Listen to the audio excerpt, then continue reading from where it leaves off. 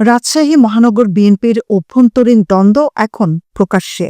একে অপরের বিরুদ্ধে হত্যা, থানার অস্ত্রলুট, কমিটি বাণিজ্য সহ বিভিন্ন রকম অভিযোগ তুলছে।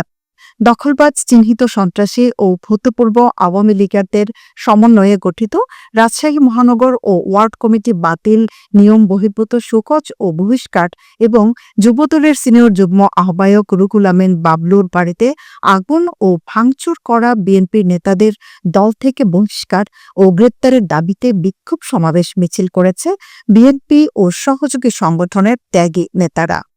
বিএনপি ও সহযোগী সংগঠন রাজশাহীর ব্যানারে নগরীর বাটার মোড়ে বিকেল ৫টায় এ বিক্ষোভ সমাবেশ অনুষ্ঠিত হয়। সমাবেশে নেতারা নিজ দলের কর্মীর হত্যায় জড়িতদের বিচারের আওতায় আনার দাবি জানান। সেই সাথে কমিটি ভেঙে নতুন কমিটি করার ঘোষণা দেন। এ সময় রাশিকের সাবেক কাউন্সিলর, ছাত্রদল, যুবদল, বিএনপি ও সকল সহযোগী সংগঠনের নেতৃবৃন্দ সহ ৩০ ওয়ার্ডের প্রায় ১,০০০ খানেক নেতাকর্মী উপস্থিত ছিলেন।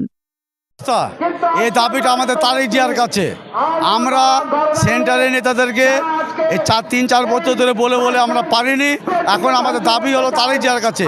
এই যে আব্বা কমিটি দিয়েছে, ঈশা ভাই, সদস্য সচিব মামুন, নজরুল ভাই যে আব্বা কমিটি দিয়েছে, এই তিনজন হলো মাস্টার মাইন্ড।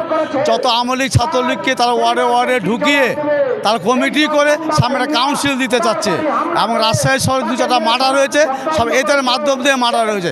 এদের সঙ্গে বিএনপির ১৭ বছরের কোনো ত্যাগী নেতা নাই। এই কারণে এই আন্দোলন আমাদের চলতে থাকবে যতক্ষণ এই আব্বা কমিটি আমাদের বাতিল না হবে, নতুন কোনো কাউকে না দিবে, ততক্ষণ এই আন্দোলন আমাদের চলবে।